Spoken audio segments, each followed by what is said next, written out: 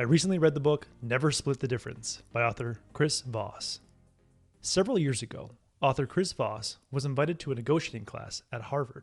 The class instructor asked Chris to conduct a mock negotiation with one of the Harvard students. In this mock negotiation, Chris was selling a product, and his counterpart was given a set budget to buy the product. Chris and the Harvard student went back and forth until they arrived at an agreed price. When the instructor walked up to them and asked, "What was the price you agreed upon?" Chris told her, and she immediately burst out laughing. She said, "Chris, you literally got every dime he had." The instructor was used to seeing her students split the difference between the minimum selling price the seller was given and the max budget the buyer was given. But somehow, author Chris Voss had convinced his negotiating counterpart to willingly offer his entire budget. To see if it was a fluke, the instructor had Chris negotiate a different student the following day. And again, Chris walked away with the maximum amount. These Harvard students knew every cutting-edge negotiating technique in the book. So how did Chris Voss convince them to give him their entire budget? Well, Chris wasn't just some guy off the street. Chris was the lead hostage negotiator for the FBI. And after dozens of high-stakes negotiations with kidnappers around the world, Chris Voss found that the key to getting what he wanted and avoiding compromises and making the other side feel like they were treated fairly was tactical empathy. Tactical empathy is the act of sincerely empathizing with your counterpart's situation and then getting them to empathize with your situation. Let me tell you why demonstrating sincere empathy is critical to negotiation and how giving and receiving empathy is the key to walking away from a negotiation with the best possible price, best possible salary, or the best possible contract while making the other party feel like they were treated fairly. During a psychotherapy session, a psychiatrist will encourage a patient to talk while she listens intensely. Occasionally, the psychiatrist will jump in to help clarify what the patient is saying and feeling. Psychiatrists do this because they know that their patient will be less defensive and less opposed to change if they can make them feel heard. The same principle applies to a negotiation. During a negotiation, your counterpart will be uncomfortable dealing with you and resist your counteroffers until you demonstrate that you understand their world and can empathize with their cares and concerns. A woman in Chris Voss's negotiating workshop learned this the hard way. The woman, who we'll call Susan, was a sales rep for a pharmaceutical company. She was attempting to influence a doctor to replace one of the drugs that he was prescribing to his patients with a drug that she was selling. In the first meeting with the doctor, he was cold and skeptical. He told her that nothing would convince him to replace the drug he was already administering his patients. Although this initial sales pitch was going terrible, Susan started to see how deeply he cared for his patients. When he talked about any one of his patients, his body language and tone of voice was noticeably warmer. Susan pointed it out. "You seem very passionate about treating your patients. I can see how hard you work to tailor specific treatments to each and every patient." The doctor paused and looked at her as if he was seeing her for the first time and said, "That's right.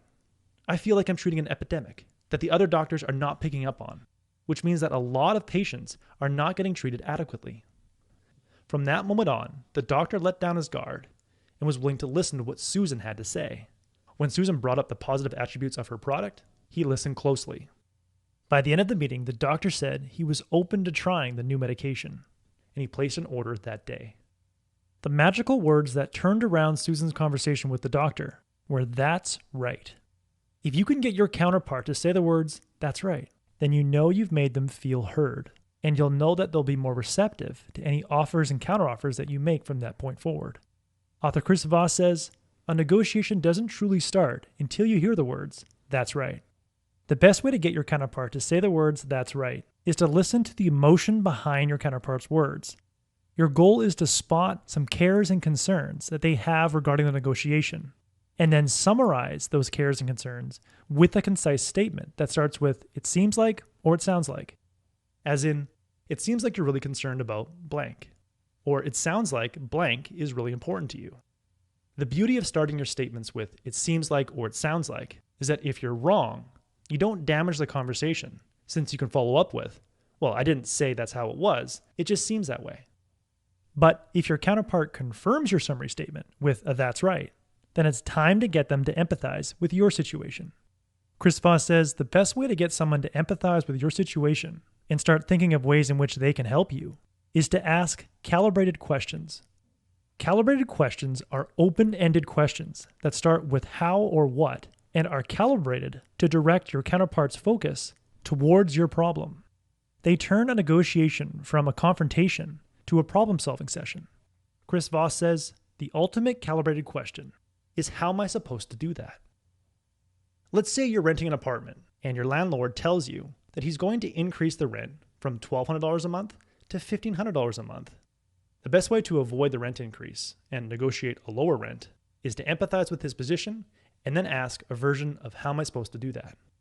You could say, it seems like you think your apartment is undervalued and you just want a fair market price. But how am I supposed to pay $1,500 a month when I only make enough money to afford $1,200 a month? The key is to say, how am I supposed to do that? In the same way you would say, I value your intelligence. Can you please help me solve my problem? At this stage, if you've made your counterpart feel heard, you've built rapport with them. And when you ask your counterpart the calibrated question, how am I supposed to do that? Your counterpart will most likely do one of two things. They'll either come up with a creative solution so that both of you can get what you value most, or they'll raise or lower their initial demand to accommodate you. If they take option 2, but still give you an offer that doesn't meet your needs, you simply respond with a slightly different calibrated question. Back to the rental example, if your landlord reduces his rent to $1,400 a month, you could respond with, that's very generous of you. That's probably the lowest price you can go, but I'm sorry. I just don't see how I'm supposed to pay $1,400 a month to stay here when I can rent a similar apartment nearby for less than $1,200 a month. This technique of politely countering every offer with some version of how am I supposed to do that is precisely how Chris Voss got those Harvard students to willingly offer him their entire budget. So the next time you go into a negotiation, empathize with their situation and try to get a that's right. Then get them to empathize with your situation and ask them to help solve one of your problems by asking a calibrated question like, how am I supposed to do that? If you do this, you're on your way to mastering the art of negotiation, which is simply the art of getting someone else to have your way. That was the core message that I gathered from Never Split the Difference. It's a great book on understanding the subtleties of a negotiation. I highly recommend it. If you would like a one-page PDF summary of insights that I gathered from this book, just click the link below and I'd be happy to email it to you. If you already subscribe to the free Productivity Game email newsletter, this PDF is sitting in your inbox. If you like this video, please share it. And as always, thanks for watching and have yourself a productive week.